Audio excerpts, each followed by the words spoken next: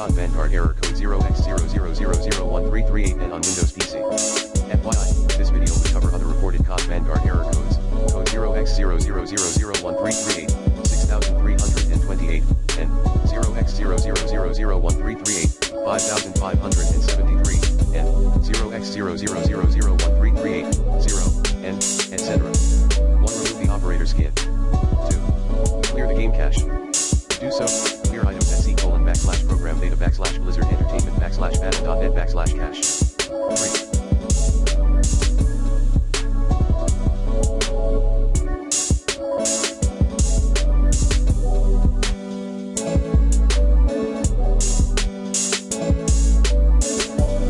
Disable ray tracing in graphics settings. 4. Update device drivers using the recommended Avast driver updater in this video guide. 5. Revert to DX11 in battle.net client, enable additional command line arguments, then add D3D11 into game settings. 6.